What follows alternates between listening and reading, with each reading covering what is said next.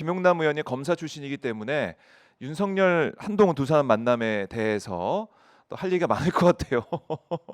두 검사의 만남처럼 많은 분들이 지금 보고 있기 때문에 김용남 전 의원은 이 상황을 좀 어떻게 보고 있을지 김용남 전 의원 모시도록 하겠습니다. 자, 오늘 김용남 전 의원 그리고 그 이외 다음에는 신용한 민주당 청주에서 출마했던 그리고 윤석열 캠프에 있었던 신용한 교수라고 해야 되나요? 네, 후보를 만나보도록 하겠습니다. 자, 지금 보면 아까 제가 언급해드렸듯이 오물풍선에 이 전단이 또 실려 있었어요. 김건희 윤석열 비난하는 윤석열 부부를 원색 비난하는 내용 또 이 삐라 전단이 용산 대통령실 청사 인근에 다수 또 떨어져 있습니다. 여기까지 날아오고 너무나 걱정이 되는 사안인데요. 자, 여기에 대해 우리 정부는 제대로 대응을 하고 있는가? 다시 한번 질문을 할 수밖에 없습니다. 자, 안보도 불안하고 또 그렇다고 해서 이 공정과 상식이 대한민국에 살아 있느냐? 거기에 대해서 국민들은 계속 묻고 있습니다. 자, 이 물음에 대한 해답을 또 찾아가 볼 텐데요. 자, 목요일마다 만나는 분입니다. 김용남 전 의원 오셨습니다. 안녕하십니까? 네, 안녕하세요. 네, 반갑습니다. 공정과 상식을 들으니까 정말 만감이 교차하네요. 진짜. 맞아요. 공정과 상식 전혀 찾을 수가 없는 그러니까. 대한민국의 모습을 볼 수가 있는데, 자, 저는 이제 의원님이 사실은 검사 생활도 하셨고 있기 네. 때문에 윤석열 한동훈 두 사람 만나는 게 사진 보고 여러 가지 생각을 했을 것 같다는 그런 판단을 했었습니다. 딱 처음 보고 어떠셨습니까, 사진을? 대통령실에서 준비를 많이 했구나. 오, 그런 생각이 들었어요. 준비를 많이 네. 했다 오히려? 예. 어떤 의미입니까? 준비를 많이 했다? 그러니까 철저하게 한동훈 대표에게 굴욕감을 주기 위해서 참 섬세하게 준비를 많이 했다. 이런 생각이 들더라고요. 한동훈 대표가 굴욕감을 느낄 만한 예. 그런 세팅을 해놨다 완벽하게. 예. 어떤 점에서 그렇습니까? 일단 뭐 예. 흔히 나오는 그 테이블 문제만 해도 예, 예. 그렇고 그러니까 테이블 지금 문제? 누가 봐도 뭐 물론 완벽하게 대등한 관계는 아니죠. 대통령과 여당 대표라는 관계가 네. 각국 나라의 정상회담을 하듯이 완벽하게 대등한 관계는 아니에요. 예? 하지만 예. 어느 정도 예우와 격식은 차려주죠 분명히. 근데 이건 누가 봐도 네. 넌 내 아랫사람이야. 맘먹으려고 들지 마. 라는 걸 그냥 명확하게 보여주잖아요. 이 사진 한 장으로. 그렇죠. 그것도 자리도 비서실장 바로 옆자리로 해서 네. 더군다나 그 월요일 날 만남 전에 그 금요일 날 라운드 테이블 요구를 했다고 하잖아요. 네. 한동훈 그- 대표 쪽에서. 그거 철저하게 무시한 거죠. 그리고 아하. 뭐 면담 시작하기 전에 20분을 세워놨다, 뭐 50분을 세워놨다, 뭐 네. 온갖 얘기가 있던데 어쨌든 음. 장시간 세워놓은 것은 기다려? 틀림없는 사실 네. 같아요. 아하. 기다리게 했고 딱 들어가서 돼 있는 테이블도 그냥 뭐 저는 잘 모르겠지만 다들 얘기하는 게 네. 취조실 분위기가 난다. 그렇죠. 그런 분위기 속에서 회동을 했다, 면담을 했다. 거기다가 저거는 그 언론에 무슨 풀 취재나 이런 게 허용된 저기가 아니라서 예. 사진 뭐 동영상 이런 게 다 대통령실. 대통령실에서 이렇게 풀어주는 것만 나오는 행사였잖아요. 네, 맞습니다. 근데 딱 보세요. 음. 그러니까 8명의 인적 쇄신을 요구를 했는데 네. 그 대상자로 지목된 사람하고 같은 아하. 샷이 잡힌 거를 대통령실에서 일부러 풀었어요. 그렇네. 그러니까 노렸어. 택도 없는 소리 하지 마라. 그러니까 준비는 많이 했어요. 네. 정말로. 준비는 많이 근데 했다. 철저하게 무시하고 네. 굴욕감을 주기 위한 준비를 많이 했던 거죠. 그래서 한동훈 대표가 진짜로 굴욕감을 좀 느꼈을 것 같아요. 그랬을 거예요. 네. 뭐 내용도 그렇고 세팅도 그렇고 그래서 바로 뭐 집에 갔다고 네. 하는데 여러 가지 생각을 하게 되는 한동훈 대표의 행동이기도 하고 자 그러면 윤석열 대통령은 한동훈 대표가 어떤 얘기를 하든 간에 이건 안 된다라고 마음속으로 무슨 얘기를 하든 간에 안 돼. 다 거부할 거야. 이런 생각을 하고 이 자리에 간 거겠네요, 결국. 아니 애초에 그런 의사를 명백히 밝혔죠. 그러니까 이 면담이 성사되기 전에 네. 이른바 한동훈 대표의 3대 요구 사항이 있었잖아요. 첫 번째, 네. 공적 활동 자제. 음. 두 번째가 인적 쇄신. 그리고 네. 세 번째가 의혹과 관련한 진상 규명의 협조. 이거였단 말이에요. 근데 앞선 두 개보다 제일 중요한 게 세 번째였잖아요. 네. 사실은 뭐 이런저런 의혹들을 많이 받고 있으니까. 음. 근데 이거 면담 성사되기 전에 그 지난주 목요일 날 네.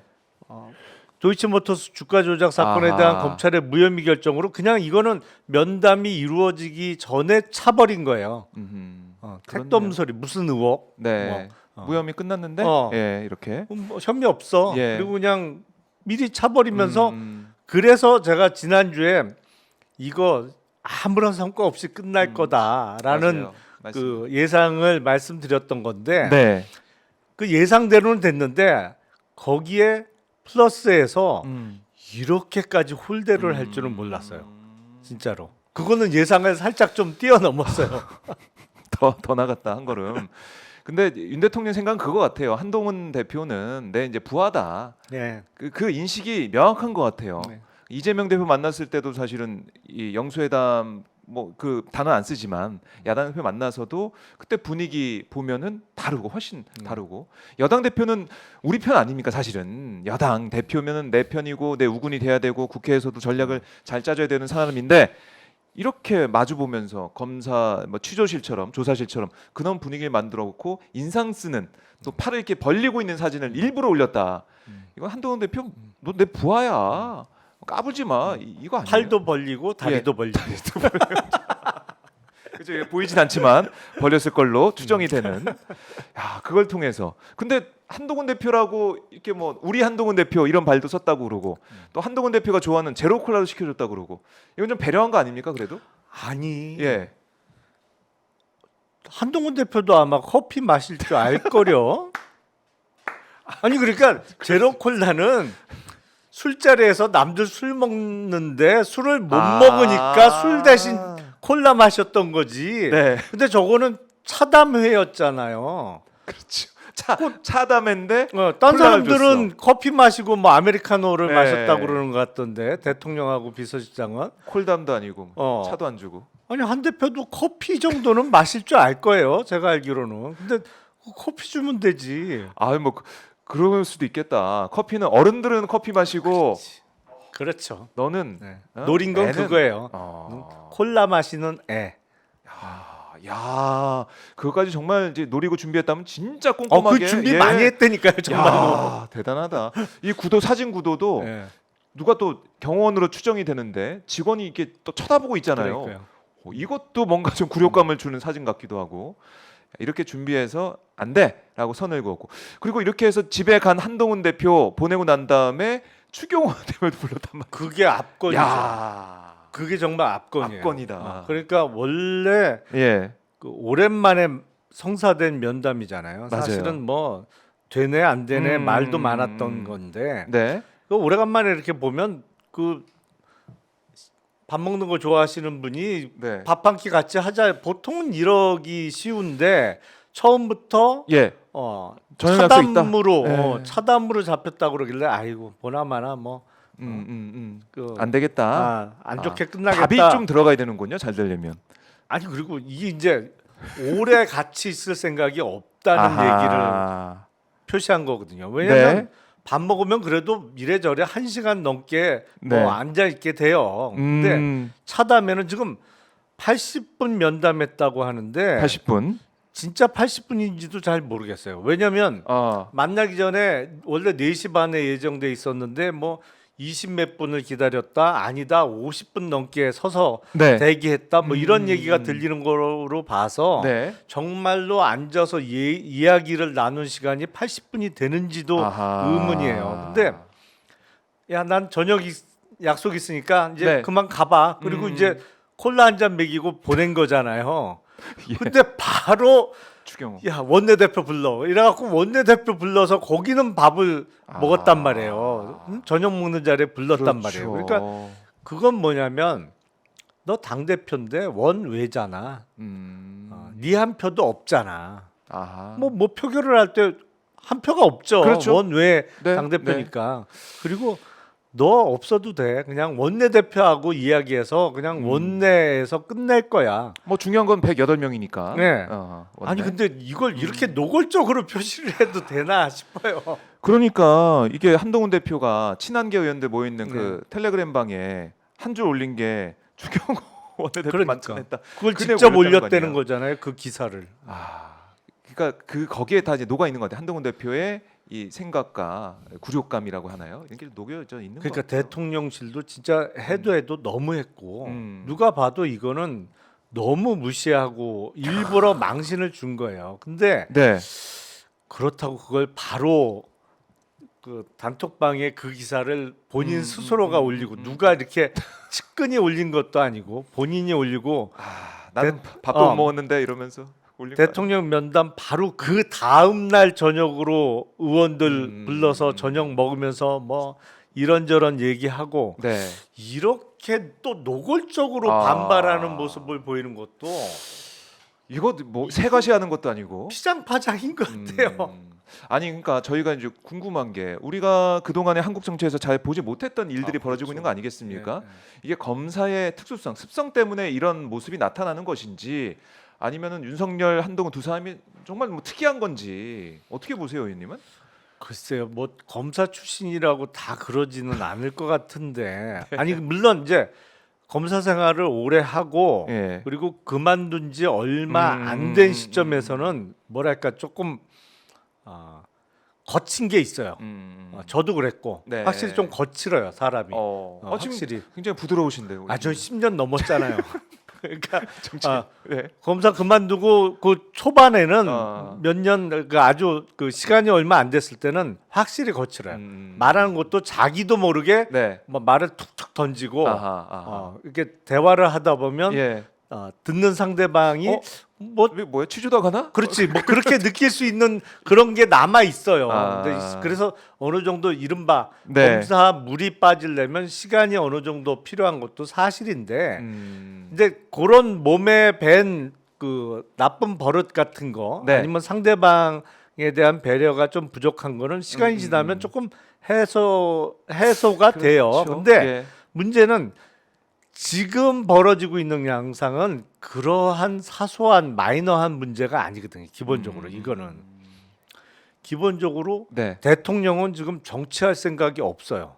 아. 나는 정치 안 해도 돼. 나 근데 나는 어차피 5년 하면 끝이니까. 아니 그리고 그런 내가 건가요? 그냥 하고 싶은 대로 할 거야. 사실은 정치라는 거는 네. 여러 가지를 다 고려해야 되잖아요. 때로는 밀어붙이는 것도 필요하지만 때로는 하고 싶은 것을 참고 남의 얘기를 듣고 마음에 안 드는 구석이 있더라도 네. 타협도 필요한 게 정치란 말이에요. 맞아요. 근데 그게 지금 정치인데. 대통령이 뭐라 그랬어요? 한동훈 대표와의 면담 이후에 범어서 도를 뭐 던져도 맞아도 간다. 도를 얻어 맞아도 네. 나는 간다. 그 얘기는 정치 안 하겠다는 얘기거든. 네. 그냥 나 하고 싶은 대로 아하. 하겠다. 그러니까 그거는 검사 출신이라 저렇다? 그렇게만 보기엔 네. 그 사람의 특유한 게 있는 거예요. 그거는 뭐 검사 출신이라고 다 그런 그렇지는 건 아니다. 않아요.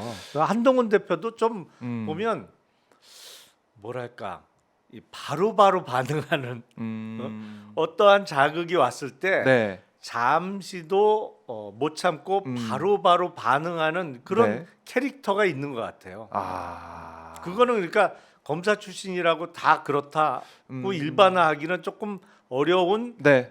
특징들이 있어요. 아 그렇군요. 자, 뭐 그렇게 되면 앞으로 이제 여권 내 권력 지형이 어떻게 될까? 그 다음에 김건희 특검 보면 어떻게 될까? 이 부분이 이제 궁금한 건데 지금 보면은 특별감찰관 임명 추천 이 가지고도 지금 이른바 친한계 네. 또 친윤계, 그러니까 추경 원내대표 대표되는 친윤계가 지금 싸우고 있는 거 아닙니까? 내전하고 그렇죠. 있는 거 아니에요? 예. 이거는 특별감찰관도 못 받겠다라고 하는 네. 친윤계 쪽, 그러니까 윤석열 대통령의 의중이 좀 가미가 된 것 같은데 이러다가 국민의힘 갈라지는 거 아닙니까? 어떻게 보세요?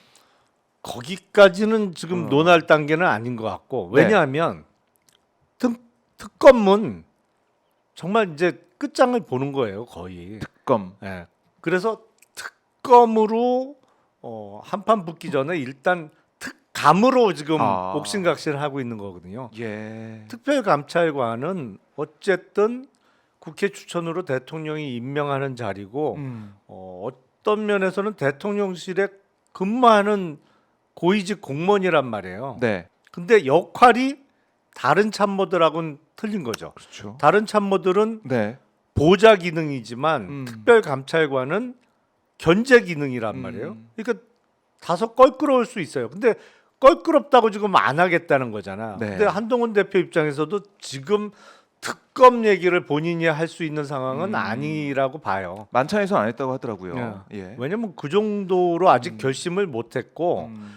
특검을 정말로 받거나 밀어붙일 정도로 힘이 없어요. 제가 보기엔 아. 친한계의 결속력이라는 게 그게 뭐 23명, 밥먹으러 22명 예, 이렇게 예, 많이 모인다고는 왔던데. 하지만 제가 보기에 한두 명은 네. 그 자리에서 있었던 대화 내용을 거의 바로 용산에 보고할 사람도 섞여 있고 그럴 수 있겠네요. 아니 이렇게 보면 예, 내부에서? 여기는 조금 위험해 보이는데라는 어. 인사도 분명히 있거든요. 대통령실 출신 비례대표 의원들도 있었으니까. 아니, 그러니까 뭐 예.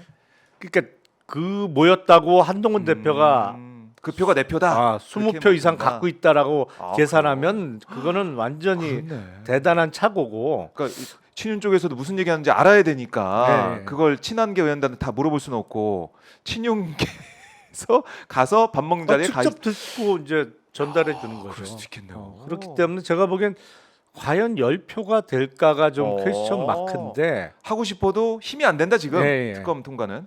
그래서 예. 그 전 단계로 지금 특별감찰관을 이슈화하고 있는 것으로 보여요. 네. 근데 안 받겠죠. 대통령 안 받을 거예요. 받을 거예요? 예.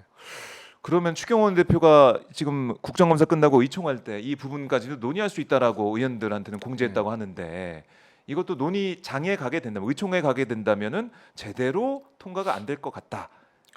그러니까 한동훈 대표의 입장처럼은 안 될 것 같다 이렇게 보시는 거네요. 갑론을박을 하긴 하겠죠. 분명히.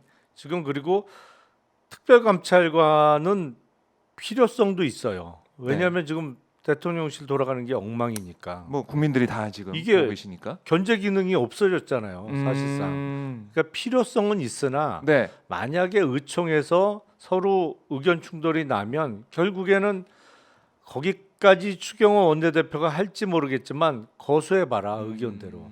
그러면 특별감찰관 찬성하는 표가 몇 표 나오겠어요? 제가 보기엔 거기서 한 10표도 안 10표가 나오겠네. 나올 수 있을까? 무기명 투표도 아니고 거수해봐라. 무기명이면 얘기가 다르죠.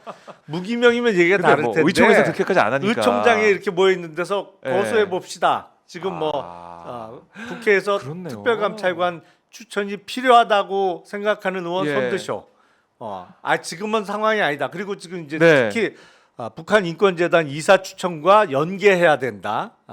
라고 연계해야 된다라고 생각하는 사람 네. 손드셔 하면 압도적으로 후자가 야. 많이 나올 거예요. 그렇네. 야, 이 추경호 원내대표도 아마 그런 건 상황까지 다 머리에 염두에 두고 생각을 하면서 대응을 하는 것 같아요. 월요일 날 저녁에 예. 저녁 자리 불려가서 미션을 부여받았잖아요. 그러니까 뭐 거기서 지금 뭐 들리는 바에 여의도에서 도는 소문은 뭐 한동훈 대표 성토회장이 됐다 뭐 이런 얘기도 나오고 있고 한동훈 대표의 장인 얘기까지 나왔다 뭐 이런 얘기가 막 떠돌아가 다니고 있더라고요. 그만큼 부글부글했다라는 그 당시의 만찬 분위기 이것도 좀 전해지고 있는데 그러면 윤석열 한동훈 두 사람 완전히 좀 심리적으로도 갈라섰다 이렇게 봐야 저는 되겠죠? 이미 총선 전에 어. 감정의 길이 매우 깊어져서 회복하기는 그래요? 어려운 단계라고 봐요. 그 당시 이관석 비서실장이 가서 이제 물러나라 그 예. 전했던 예. 그때로 이제 끝난 거다. 사실상 그렇죠. 그래요. 그러면 한동훈 대표가 지금 이렇게까지 몰리고 있는데 예. 결국 반전의 계기는 이재명 대표의 만남 이게 될 것 같다. 아까 뭐 박지원 의원도 이재명 대표 만나서 이거 잘해봐야 된다. 한동훈 대표가 안 그러면 큰일 난다 이런 말씀하셨거든요. 이게 좀 계기가 좀 될 수 있을까요? 이재명 대표 만나는 게. 근데 아마 음. 그 이른바 배신자 프레임에 들어갈까봐 몸을 사리겠죠. 한동훈 대표가. 예, 그럴 겁니다. 보나마나 이재명 대표하고 네. 어떤 합의안을 도출해 내는 순간에 음. 보수 성향 지지층에서는 배신자 프레임을 걸 거거든요. 뭐 저는 사실은 그 상당 부분이 억울한 측면이 있는데 예. 유승민 의원 같은 어떤 정치적으로 어려운 상황에 빠지는 거를 경계할 거예요, 분명히. 제2의 유승민. 그러니까 유승민 대표도 사실은 억울하죠, 사실은. 증세 없는 복지는 예. 허구다라는 그 예. 한마디 때문에 친박계에서는 그야말로 배신자. 아니 그러니까 틀린 얘기한 건 없는데 예. 어쨌든 그 과정에서 음. 또 탄핵까지 이어지는 과정에서 대표적으로 탄핵을 주도한 그 여권 인사로 돼서 네. 뭐 정치적으로는 그 어려운 상황인 건 틀림없잖아요. TK에서는 그야말로 네. 많은 이제 비난을 받고 있으니까. 그러니까 한동훈 대표도 그렇게 되지 않기 위해서 신경을 많이 쓸 거고 네. 그래서 여야 당대표 회담이 이루어지더라도 어떤 합의안을 내기는 어렵지 않을까 그래요. 그렇게 생각합니다. 쉽지 않은 회동이 될 것이다라는 건데, 자 이제 한동훈 대표 얘기를 우리가 할 수밖에 없는 게 결국 김건희 특검법 통과 이 부분 아니겠습니까? 그렇죠. 어떻게 예상하세요? 지난번에 4명의 뭐 이탈표 산술적으로 있었다고 하고 이번에는 좀 분위기가 좀 바뀌었습니까? 아슬아슬할 것 같아요. 아슬아슬할 것 같다. 제 의결하면 아슬아슬할 것 같아요, 진짜로. 그러니까 지금 국민의힘 소속 의원들도 네. 대부분 대통령 편 아니에요. 그거 절대 아니에요. 그건 절대 아닌데 그렇다고 한동훈 대표 쪽에 쓰기는 쉽지 않아 보이고 네. 그리고 특검법이 통과되다 보면 수사 결과가 이런저런 수사 결과가 나올 거고 그럼 본인이 이제 앞으로 야당 의원 할 각오를 하고 찬성표를 던져야 되는데 네. 그게 무슨 한동훈 대표가 좋아서 아니면 윤석열 대통령을 지키기 위해서 그런 건 제가 보기엔 현실적으로 기준이 아니에요. 그럼 어떤 걸 기준으로 기준은 있습니까? 나의 미래지. 내가 재선할 수 있느냐? 그러니까 없느냐? 국민의힘 예. 현역 의원 입장에선 나의 미래가 기준인 거죠. 그러니까 나의 앞날을 놓고 볼 때 네. 내가 야당 의원 해서 혹시 그 공공한 상황에 빠지지 않을까? 힘들지 않을까? 네. 뭐 그런 거 아니면 내가 잘하면 이 정부 후반기에 장관 한 자리는 할 수 있을 것 같은데 그러려면 이 정부가 조금 이 정권이 조금 더 가야 되는데 뭐 이렇게 네. 생각하는 의원들도 있을 거고 다 다 제각각의 판단으로 이제 표를 던질 텐데 네. 일부 그런 의원들이 있는 것도 사실이거든요. 해도 너무한다 이거. 그렇죠. 예. 이거는 진짜 못 참겠다라는 사람도 분명히 있어요. 그리고 이제 무기명 투표니까. 네. 누가 못 찍었는지 안 들키잖아요. 그렇죠. 그러니까 제가 보기엔 다음 재의결할 때는 아슬아슬하지 아슬아슬. 않을까 싶어요. 아슬아슬하게 통과되거나 아슬아슬하게 안 되거나. 네. 근데 문제는 이게 이번 한 번은 끝나는 게 아니라 민주당이 또 계속 할 거 아닙니까? 통과될 때까지. 그거 언젠간 되겠죠. 언젠간 될 거다. 그러니까 김건희 이 의혹 이른바 도이치모터스 주가 조작 사건에 대한 이 결론을 내린 검찰의 그 결과 발표가 지난주 목요일에 딱 일주일 전에 있었어요. 예. 그래서 저희가 무혐의 결과 발표 난 다음에 잠깐 의원님의 코멘트 들어봤었는데 보셨죠? 뭐 보도된 거나 아니면 자료 이런 거 보셨죠? 검찰의 결정 어떻게 판단하십니까? 너무 억지스러워요. 억지스럽다. 예. 그래서 이거는 마음 먹고 불기소장을 쓴 거는 이해를 하겠는데 네. 물론 그 마음을 먹은 게 잘못됐다고 이야기를 하는 거고 근데 참 글이 나가지 않는 써지지 않는 불기소장을 썼다. 힘들었을 것이다. 네. 쓰면서도 애는 썼을 거예요. 애는 썼을 것이다. 그러니까 참 이해가 안 가는 게 주가 조작, 그러니까 이 재판 과정에서 나왔던 것처럼 이 조작의 통정 매매 등등 조작에 이용된 계좌 중에 절반 이상이 김건희 네. 계좌 아닙니까? 그런데 강제 수사를 아예 안 했다. 그리고 김건희 씨의 이 기억이 안 난다는 그 얘기를 사실상 받아들여주고 김건희 씨는 전문가가 아니야. 그래서 계좌를 맡기고 그냥 일반적인 거래를 했을 뿐이야. 이렇게 결론 내린 거 아니에요? 그러니까 이게 무혐의하기가 네. 참 까다로웠던 게 김건희 명의의 계좌가 6개가 동원됐잖아요. 도치 1차 2차 합쳐서. 네. 주가 조작하는데 근데 6개를 다 맡기던지 6개를 다 자기가 운영했으면 그나마 좀 쉬웠을 거예요. 근데 4개는 저쪽 주가 조작하는 일당들한테 맡기고 네. 2개는 자기가 직접 또 운영을 했단 말이에요. 네. 그러니까 이게 더 어려운 거예요. 이거를 주가 조작의 공범이 아니라고 설명하기가 더 어려운 거야.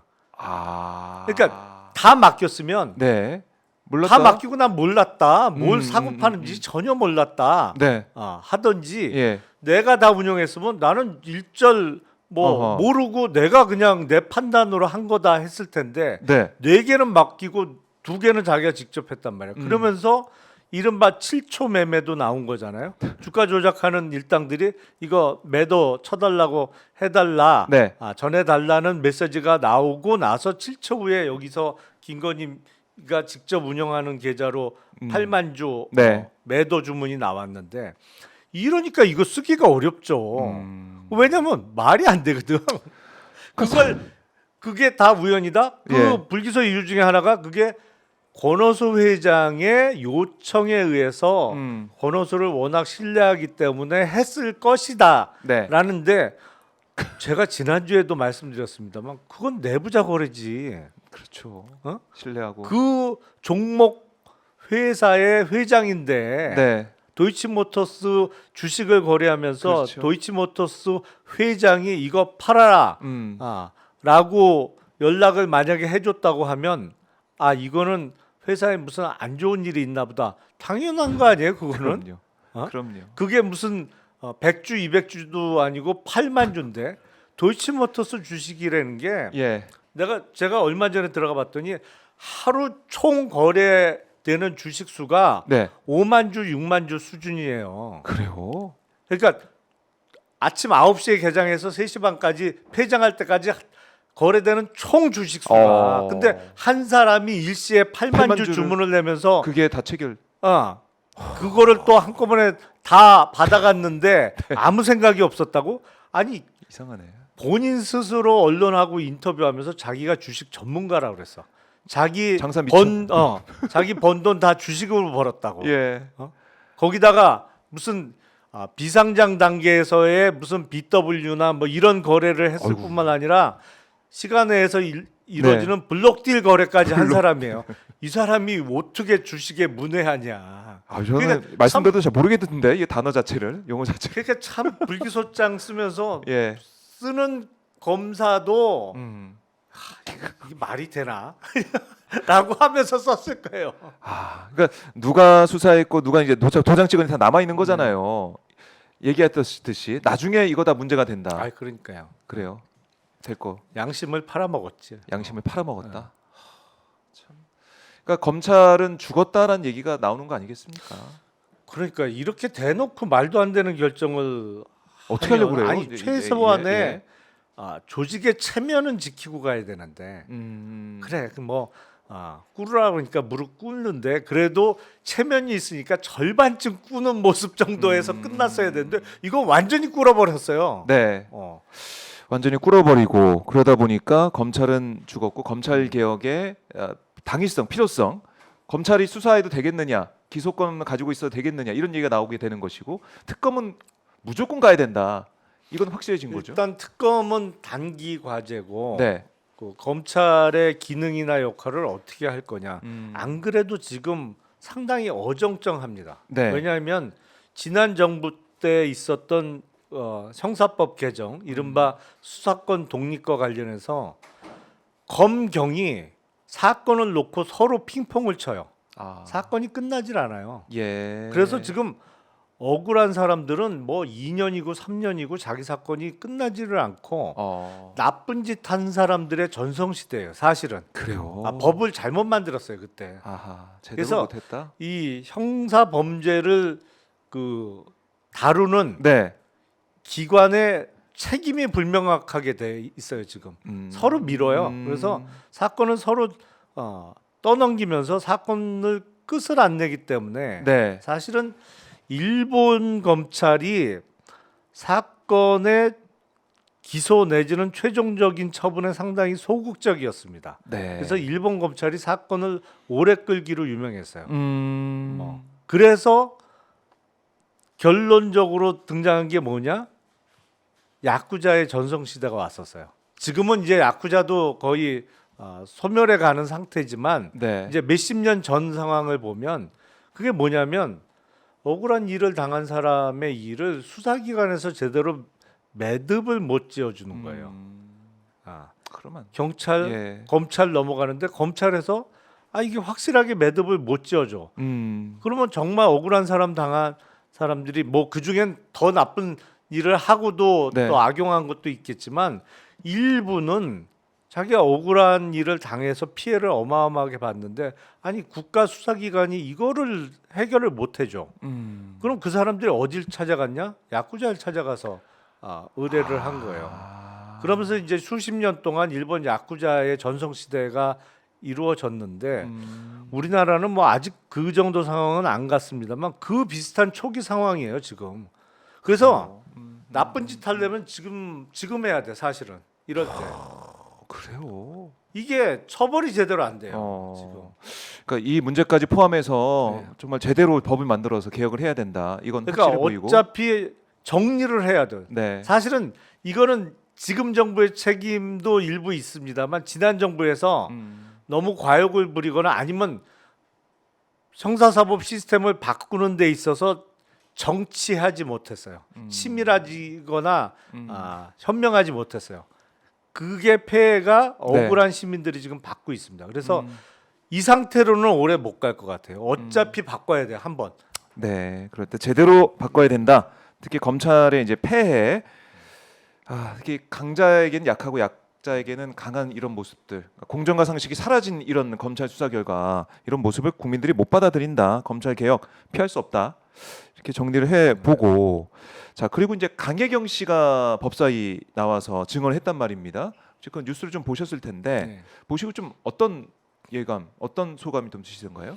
아니 강혜경 씨가 일부러 거짓말할 이유는 없죠. 음. 그러니까 강혜경 씨가 하는 얘기는 본인이 듣고 본 네, 경험한 바를 그 그대로. 숨김없이 얘기하는 거로 봐야 돼요. 네. 그런데 다소 아쉬운 거는 음. 강혜경 씨 주변에서 강혜경 씨를 돕고 있는 사람들이 네. 전략적이지는 못하다. 어떤 면에서 그렇습니까? 왜냐하면 이른바 어떤 명태균 전략이 리스트 27명을 공개를 했잖아요. 예. 근데 지금 가장 최우선적으로 그리고 힘을 집중해서 뭐 심판 네. 내지는 그 공격해야 될 대상은 누구예요? 애초에 김건희 명태균 공천 게이트는 개입을, 예. 그렇죠. 김건희 공천 개입 의혹으로 의혹. 시작된 것이고 또 그게 네. 여러 가지 대선 과정에서의 여론 조작 의혹 그리고 국정 뭐, 개입 의혹, 네. 뭐 이런 것. 창원 국가산업단지 첨단, 예. 선정 등과 같은 혹시 다른 이권 내지는 국정에도 개입했던 거 아니야? 네. 이거란 말이에요. 이게 핵심이에요. 아하. 집중을 해야지. 아. 아니 리스트가 있을 수는 있어요. 뭐 강혜경 씨가 본인이 뭐 거래했다는 그런 정치인들. 거래했다는 여론조사를 의뢰받아서 했다는 정치인 리스트가 있을 수는 있어. 근데 네. 제가 보기에 그 공개 시점이 지금은 아닌 것 같아요. 왜냐하면 흩어지거든. 논점이. 아하. 그리고 그런 면에서? 아니 이 사람도 들어있네, 저 사람도 들어있네. 네. 그러다 보면 그 사람들은 어떻게 되냐면 본인들 이름이 거론되는 순간에 이제 수세적으로 자세가 바뀐단 말이에요. 그러면 공동 방어 전선이 형성될 수가 있어요. 아하. 그렇잖아요. 아니 맞아요. 주유소 습격 사건의 명대사 있잖아요. 네. 한 놈만 패. 나는 한 놈만 패. 그게 맞아요. 일단은 아하. 지금 집중해야 될 대상에 총력을 다해야지. 이렇게 갑자기 뭐 27명 플러스 알파를 공개해 버리면 네. 이게 집중해야 될 대상에 대한 어떤 심판의 강도가 식을 수 있기 때문에 네. 저는 주위에서 돕는 분들이 조금 전략적인 사고는 부족한 거 아닌가라는 생각이 들어요. 그렇네요. 그런 아쉬운 점이 있다. 그리고 또 오늘 뉴스토마토에 보도된 걸 보면은 칠불사 회동에서 네. 그러니까 이준석과 또 김영선, 명태균, 뭐 천하람 의원도 있었죠. 만났던 자리에서 이준석 의원의 이제 말을 이 기자가 전화해서 이제 보도가 된 건데 명태균이 불길한 꿈 얘기하니까 김건희 여사 앙코르와트 방문을 취소했다. 네. 그 관련된 내용을 이제 봤다는 겁니다. 네. 이준석 의원이. 그거 말고도 앙코르와트 일정 바꾼 거 말고도 6-7가지가 또 뭐 있다.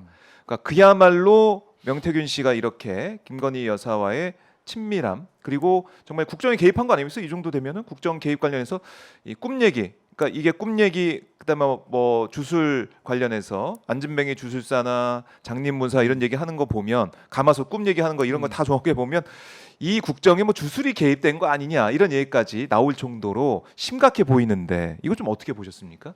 사실은 합리적으로 이해 안 되는 부분은 네. 결국엔 그 비하인드에는 그런 게 있었던 거 아닌가 싶어요. 그 도저히 이해가 안 되는 부분들이 있잖아요. 네. 왜냐하면 대표적인 게 그 당선되고 취임하기 전에 내려졌던 결정, 중요 결정, 네. 대통령실 이전이에요. 아하. 아니 왜 청와대에는 하루도 들어가면 안 되는 거지? 물론 청와대의 그 재구조화가 필요해요. 저는 그래서 제가 19대 국회에 있을 때 국회 운영위에서 청와대 비서실 상대로 국감을 진행할 때 그 얘기를 했어요. 야, 이게 지금 대통령 직무실에 있는 본관하고 이른바 뭐 여민관 내지는 명칭은 몇 번 바뀌었지만 비서관동하고 너무 떨어져 있는 거 아니냐. 이런 공간은 업무 공간으로서는 네. 너무 비효율적인 공간이다. 그래서 그렇죠. 그때는 이제 박근혜 정부 시절이니까 이 정부에서 설계도까지만 뽑아놓고 가라. 그 공사는 다음 정부에서 하더라도. 네. 그래서 그때 미국 백악관 얘기를 하면서 거기에 이제 그 웨스트 윙이 있고 이스트 윙이 있고 그렇잖아요. 근데 그게 공간적으로는 상당히 밀접하게 붙어 있단 말이죠. 그렇죠. 그래야 일을 원활하게 하죠. 그래서 청와대 재구조화를 주장했던 사람인데 네. 저는 용산으로 이전하는 건 생각도 안 했어요. 사실은 그게 어떤 공간의 적절성이라는 측면에서도 그렇고 네. 누가 봐도 우리가 정부 수립 이후에 어떤 정부의 연계성이라는 측면에서도 그렇고 아니 왜 청와대를 버리고 뜬금없이 국방부 청사로 들어가요? 그러니까 갑자기 하루도 거기 들어가지 네. 않고 그러면서 내건 이유가 무슨 국민과의 소통 강화였단 말이에요. 딴 거 없었어요. 기억나는 거 소통 강화 그거밖에 없었어요. 그렇죠. 그 되냐고 지금 소통. 여당 대표 말도 안 듣는데 무슨 소통을 해요? 여당 대표 말을 아예 듣지도 않는데. 맞아요. 그러니까 그게 뭐 나중에 세월이 지난 다음에 드러나겠지만 네. 지금과 같이 이렇게 하나둘씩 밝혀지고 있는 근데 국가의 중요 대사를 꿈 때문에 결정하면 이게 참 아찔하죠. 아찔해. 그것도 내 꿈이 아니라 누가 남의 그런 꿈을 꿈. 꿨다고 해서 그 얘기를 듣고 심지어 바꾼다. 내 꿈도 아니야. 참. 그러니까 이게 국민들이 이러다 보니까 이게 지금 주술의 나라냐 우리가 대한민국이 이래서는 안 된다라는 얘기가 나오고 있어. 그러니까 여러 가지 의혹도 있지만 국정이 이렇게 이런 식으로 주술 관련해서 농단이 되면 이게 말이 되느냐. 그렇죠. 그게 국민들이 이제 촛불을 든다는 거 아니겠습니까? 탄핵해야 된다. 다음 달 2일이죠. 다음 달 2일에 민주당이 이제 장외에 나서게 되는데 그렇게 얘기를 하고 있는 건데 자 이제 명태균 씨는 계속해서 자기들이 보호하기 위해서 카톡도 까고 텔레그램도 까고 이러고 있는 상황이고 거기에 대해서 일희일비하고 있고 거기에서 반응하는 여러 가지 얘기가 나오다 보니까 본질이 좀 묻히는 것 같아요. 제가 봤을 때는 그렇죠. 김건희 네. 공천 개입 의혹 이거는 좀 어떻게 예상하십니까? 어떻게 지금 풀려나갈까요? 규명이 되겠습니까? 사실은 공천 개입 의혹은 다른 어떤 의혹보다도 진상 규명이 쉽지 않은 거죠. 왜냐하면 네. 관여되는 사람이 정말 소수예요. 다른 거는 많을 수밖에 없어요. 예를 네. 들어서 고속도로 노선을 갑자기 튼다? 그러면 그거는 실무자부터 관여되는 사람이 그렇죠. 뭐 수백 명이 있을 수밖에 없어요. 그건 아. 성격상 그렇잖아요. 예. 그거는 뭐 토목 설계하는 사람도 일단 뭐 어떤 지침이고 뭐를 전달 받아야 되는 거고 직접 관련된 국토부의 하위직 공무원부터 연관된 사람이 많을 수밖에 없어요. 근데 정당의 공천이라는 거는 네. 관여할 수 있는 사람이 누가 있어요? 공천관리위원장이 있을 거고 네. 그리고 그 사람 편으로 이렇게 사실은 공관위원장이 분위기를 그쪽으로 잡아가면 다른 공관위원들까지 다 포섭하지 않아도 돼요. 사실은 그 중에 하나 정도만 있으면 돼. 네. 주로 당연직으로 들어가는 사무총장 정도만 아하. 사무총장, 공관위원장만 알면 돼요. 음. 어떤 결정을 해야 될지. 네. 그다음 당 대표. 아하. 그렇죠. 그 외에 없단 말이에요. 그래서 지금 관여자가. 당시 이제 보면 이준석 당대표, 윤상현 공관위원장. 그거는 이제 국회의원 보궐선거와 관련해서. 아, 네. 지방선거는 정진석 공관위원장이었죠. 그때 맞아요. 공관위가 2개가 있었죠. 음. 근데 큰 거는 지방선거 공천을 담당하는 네. 정진석 공관위가 지방선거 후보 아하. 공천을 담당했던 거고 6자리의 국회의원 보궐선거 관련한 그 공천은 윤상현 공관위에서 담당했던 거고. 네. 그러니까 서로는 몰라도 돼. 지방선거는 정진석 공관위원장만 알면 되는 거고 국회의원 보궐 공천은 윤상현 공관위원장만 알면 되는 거고. 네. 그 사무총장은 사실은 뭐 올라운드 플레이어로 활동할 수 있는 거고. 네. 그리고는 당 대표 정도. 그리고는 오더를 내는 사람 잘해야 4명. 뭐 아니면 그냥 부부로 그렇네요. 보면 5명이란 말이에요.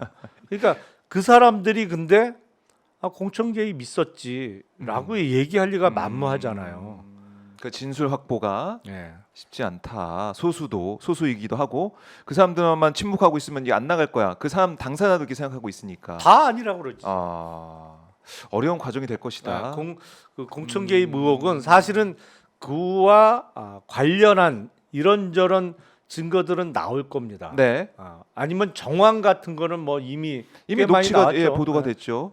명태균 씨의 뭐 하루 전에. 그 본인 준비하라고 육성으로 하고. 다 얘기를 했잖아요. 내가 여사한테 전화해가 뭐 네. 대통령 바꾸더니 대통령 뭐 김영선이- 나는 김영선이라고 했는데 뭐 카대 뭐 하고 아. 다 이미 나왔지만 그래요. 이거를 사건화해서 정말 기소하고 유죄까지 받아내는 거는 제가 보기에 어떤 의혹보다 힘든 의혹이 공천 개입 의혹을 입증하는 거예요. 예. 법률적인 수준까지. 그래요. 그건 근데 다른 거 많잖아요. 다른 걸로. 공천 개입 의혹 이거는 사실 어려운 상황이긴 사실은 하지만 어려운 건 맞습니다. 입증. 네, 어려운 상황이지만 뭐 강혜경 씨의 증언이나 뭐 이 명태균 씨의 육성 이런 것들을 놓고 보면 국민들은 다 지금 의심을 가지고 그렇죠. 보고 있어요. 그건 뭐 의심 갖는 네. 게 오히려 당연하죠. 네. 그러한 정황 증거를 놓고도 음, 전혀 없었다고 하기가- 말하는 게 이상한 거지 사실은. 예. 그렇죠. 그래서 이제 그걸 가지고 이 수사가 어떻게 될지 또 특검이 어떻게 될지는 봐야겠지만 이거는 그냥 넘어갈 수가 없다. 본질은 그거다라는 그렇죠. 겁니다. 그러니까 김건희 여사 관련된 이런 의혹들이 많이 있고 한동훈 대표도 얘기를 직접 했고 이거 처리해야 된다라고 했는데 윤 대통령은 무슨 소리냐? 지금 증거 가져와라 있으면 구체적인 거 가져와라 이렇게 얘기하면서 인적 쇄신도 그렇고 의혹도 그렇고 다 잘라낸 거 아니겠습니까? 그러고 한 얘기가 돌을 던지면 맞고 간다.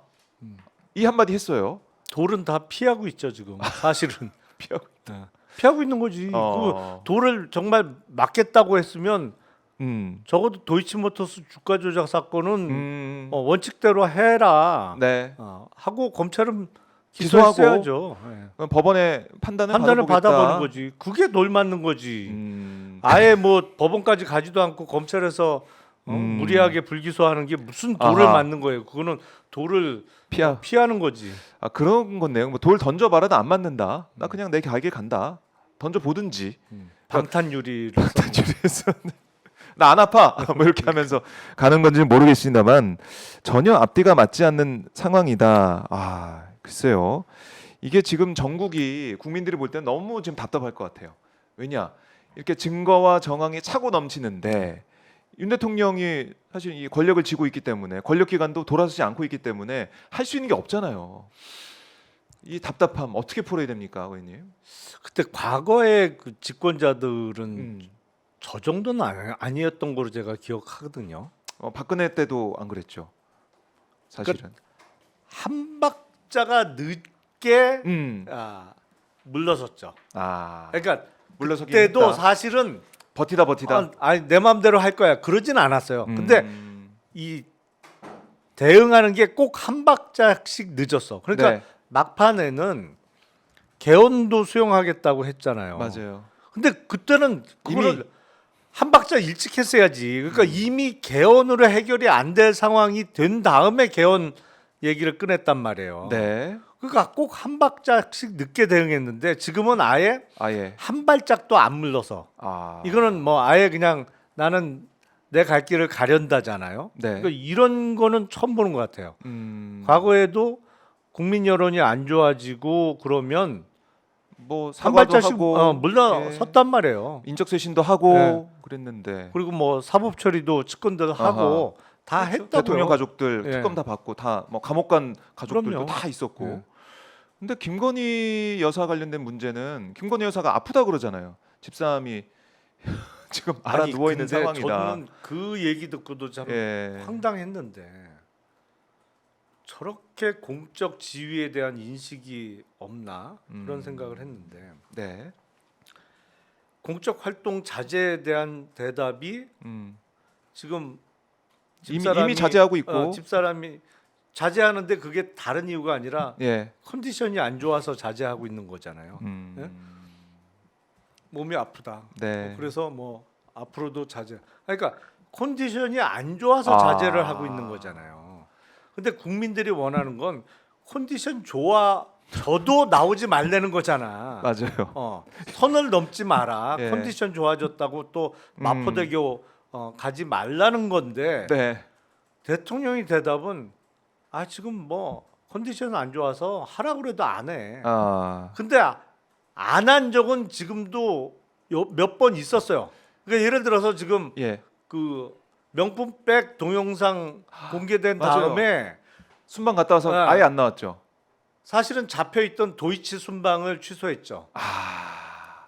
작년 12월인가 예. 도이치 가기로 돼 있었잖아요. 그 이제 12월에 네덜란드 순방이 들어온 다음에 예. 그 아마 총선 앞두고 총선 바로 몇 개월 전에 바로 예, 그 있었어요. 도이치 순방이 잡혀 있었는데 갑자기 안 3일 전인가 취소하고는 그 다음부터는 쭉 공개석상에 안 나왔죠. 총선 때까지 등장하지 않았죠. 네.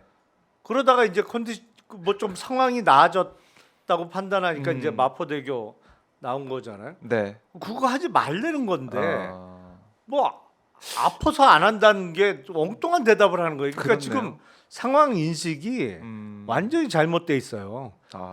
컨디션 좋아도 하지 말라는 건데 이해를 못해 말을. 어디 가지 말고 이제 검찰 특검 받아서 조사 받아라, 수사 받아라 이거 아니겠습니까? 국민들의 마음은. 근데 전혀 거기에 대해서는 생각하지 않고 있다. 그러니까 이거 저도 보면서 이제 구체적인 거 가져와라, 단서 가져와라, 뭐 증거 가져와 이런 얘기를 하잖아요. 차고 넘치는 거 아니겠습니까? 지금 보면. 아니 그리고 그것도 예. 그 정치인의 워딩은 아니에요. 검찰의 보니까요. 아니 왜냐하면 김대중 정부 시절에 DJ하고 오랜 동안 사실 박지원 실장님 다녀가셨습니다만 네. 박지원 실장님보다 훨씬 오래된 인연들의 인사들이 많았잖아요. 대표돼서 권노갑 고문 같은 예. 경우가 수십 년을 정말 같이 했잖아요. 음. 근데 집권 이후에 이런저런 말들이 나왔단 말이에요. 네. 그러니까 그때 여당 내에서 정풍 운동이 주창이 됐어요. 그랬잖아요. 맞아요. 예. 그때 동계가 싹 이제 밀려나고. 정동영 의원이 예. 정풍 운동을 주창했을 때 무슨 구체적인 어떤 녹취 파일 뭐 어디 비밀 문건을 입수해서 했던 게 아니잖아요. 맞아요.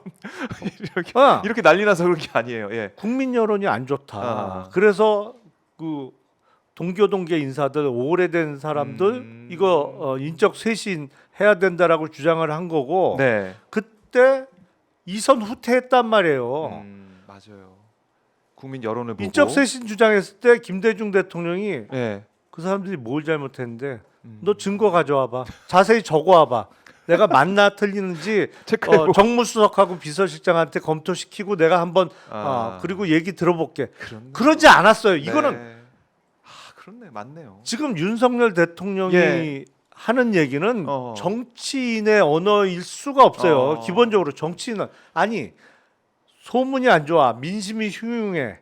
이게 증거가 필요해요? 아니 여론조사 수치만 보면 다 알잖아요. 전광판에 떠 있잖아요 지금 그거. 숫자가. 아 저는 야. 진짜 한마디 한마디가 쇼킹해요. 진짜로. 한마디 한마디.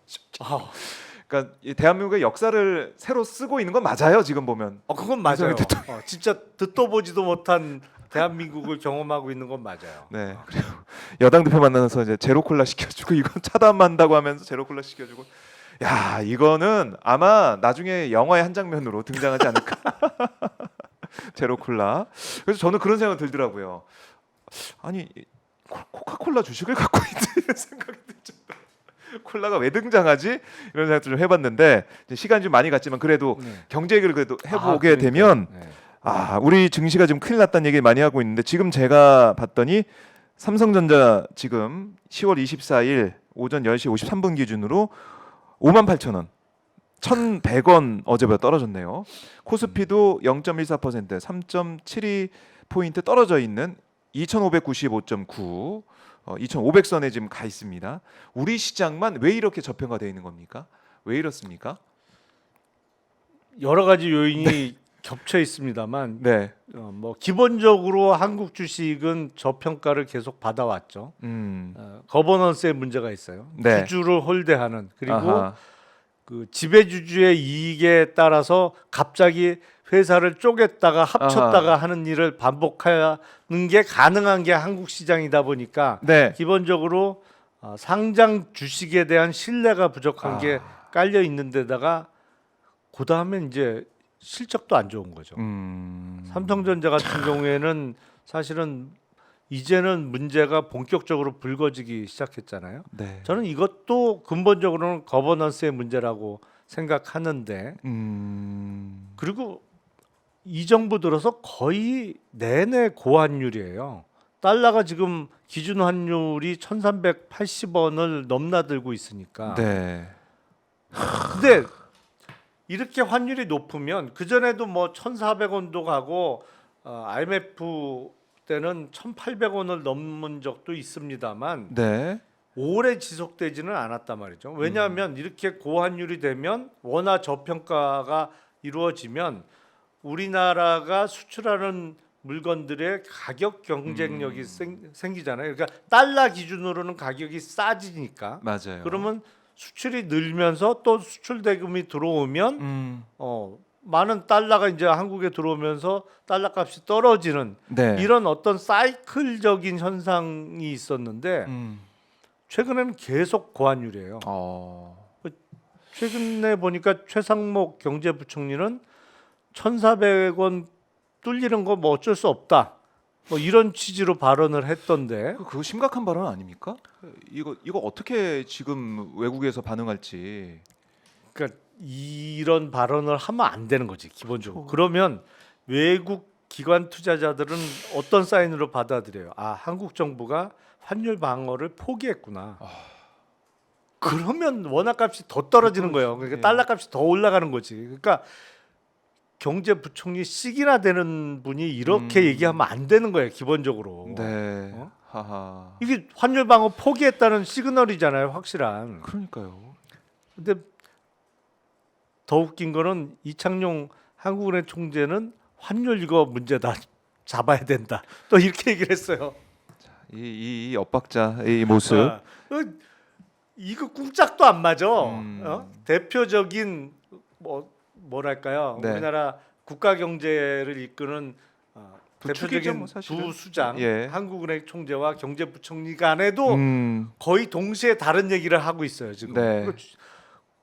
국정 운영의 난맥상이 맞아요. 한마디로 이게 지금 컨트롤 이게- 타워가 없어요. 이 정부는. 정치도 그렇고 경제도 지금 마찬가지네요. 이렇게 흔들리고 있네요. 그러니까 이렇게 그러니까 환율이 거의 1,400원대면 이게 뭐 6개월 가고 다시 떨어져야 돼요. 왜냐하면 네. 환율이 높으면 수출이 늘어나니까. 근데 뭐 이런저런 이유를 댑니다. 지금 달러가 강세인 것이지 네. 원화만 약세인 게 아니다. 그렇기 때문에 엔화도 약세라 뭐 달러 대비 우리만 달러 값으로 물건값이 싸진 게 아니고 일본 수출 제품도 싸졌다. 뭐 아. 이런저런 핑계들이 나오긴 하는데 기본적으로 대한민국의 경제 체질에 대한 대표적인 지표가 환율이거든요. 네. 그게 이렇게 근본적인 경제 체질이 지금 약해지고 있다고 볼 수밖에 없어요. 뭐 반도체뿐만 아니라 여러 가지 면에서 네. 이거는 그냥 두면 왜냐하면 이런 고환율이 오랜 기간 지속되면 결국엔 이게 다 물가로 올 수밖에 없잖아요. 왜 수입을 해야 되니까 우리는 수입해서 뭐 에너지부터 시작해서 네. 거의 대부분 우리가 소비하는 자원을 수입해서 써야 되니까. 맞아요. 그러면 그거는 비싼 달러 주고 사오는 물건이기 때문에 물가에 반영될 수밖에 없단 말이죠. 시차를 두고. 그럼 물가 잡기가 훨씬 어려워지는 거예요. 네. 근데 이거를 경제부총리가 거의 포기하는 아하. 발언을 하면 뭐 어쩌라는 거야 지금. 야, 그러니까 지금 민생이 더 어려워질 거다는 생각이 들고 또 우리 시장도 거버넌스 문제 말씀하셨지만 전혀 선진국화가 안 돼 있는 거 아니겠습니까? 주식 시장도 그렇습니다. 예. 사실은 이렇게 고환율이면요 외국인 투자가 들어와야 돼요. 그렇잖아요. 네. 왜냐하면 옛날에는 외국 기관들은 이제 달러 기준으로 생각을 하잖아요. 수익률도 달러 기준으로 생각할 그렇죠. 수밖에 없으니까.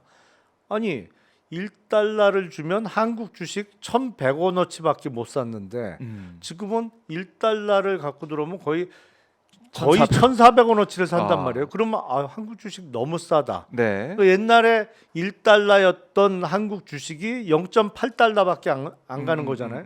그러면 사야지. 그렇죠. 들어와야지. 네. 근데 지금 거꾸로 간단 말이에요. 환율이 이렇게 높은데 매도인은 거의 계속 팔아제껴요.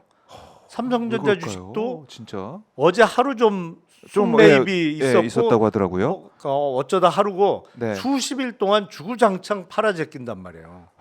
거꾸로 해요. 지금 환율이 이렇게 높으면 수출도 늘고 그래서 달러 유입이 많아지면서 외국인 투자도 또 이제 같이 들어오고 들어와야 되는데 지금 완전히 어. 거꾸로 가고 있단 말이에요. 이거 어떻게 해야 돼요? 그러면 이게 경제 체질 플러스 알파의 문제가 또 있는 거지. 알파 네. 뭡니까? 알파? 기본적으로 한국 정치의 안정성을 의심하는 거 아닌가 싶어요. 이게 또 정치랑도 연결이 네. 되네요. 왜냐하면 순전히 경제적으로 음. 어떤 수학적으로 풀면 이렇게 가면 안 돼요. 거꾸로 해요. 근데 이 현상은 지금 그러니까 지금 정치 말씀하셨지만 지금 여권 특히 대통령과 여당 모습을 보면 지금 정부가 운영이 되겠는가 그리고 정권이 유지가 되겠는가 이런 생각도 할 수가 있고 또 안보 문제도 불안한 거 아니겠습니까? 윤석열 대통령이 확전을 각오한다 이런 얘기를 저번에 무인기 들어오고 있을 때 대통령실에서 나왔던 얘기인데 그 기조대로 간다면 이거 무슨 일 나는 거 아니야?